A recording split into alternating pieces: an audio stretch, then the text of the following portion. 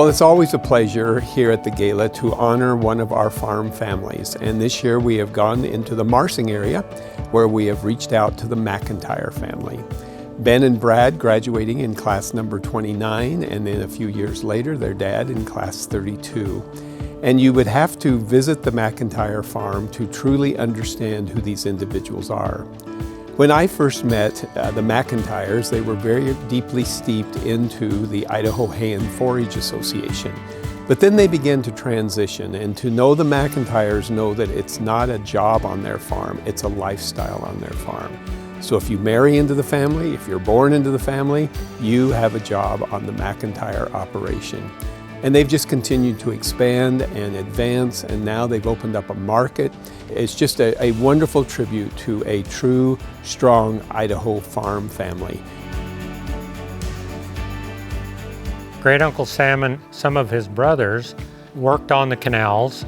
He was able to homestead a portion of this farm that we have now in 1910.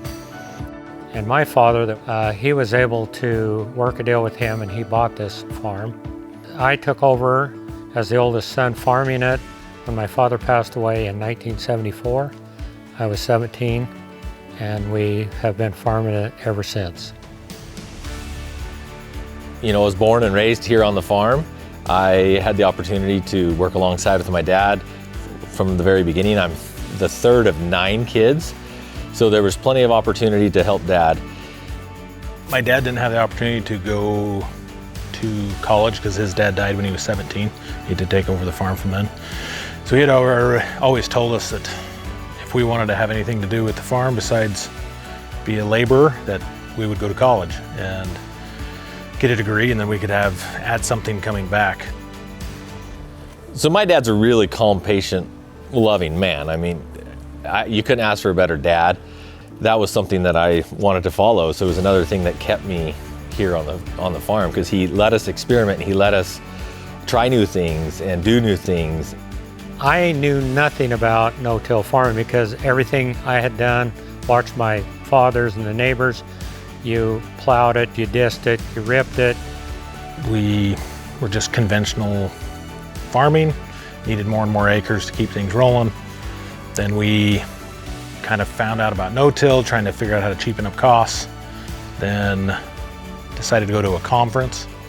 I'd never heard of that term before, not being from the Midwest. It was just not common out here in the West. And so we researched a little bit more, and we found there was a convention that was coming, National No-Till Conference. And so me and Ben loaded up. We flew out that January and went to our first conference. From that point on, it wasn't so much about equipment, it was about the passion for soil.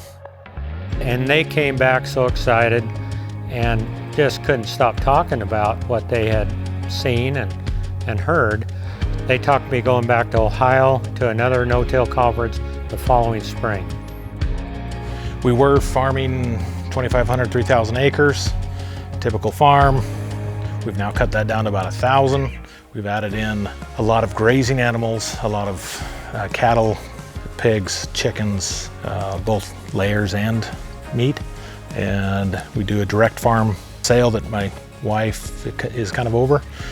Try to do a lot of home deliveries, try to get our products to the end user, because that's better margins.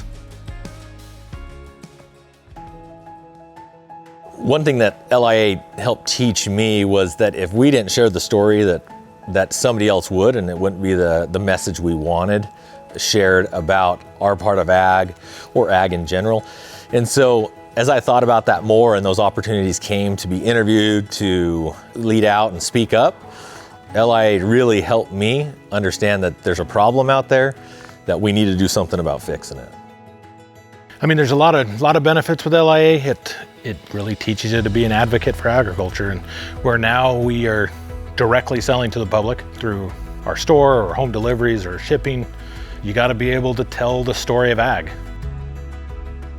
In our area, there's not too many families that can say, I'm 4th generation, my kid's 5th generation in agriculture.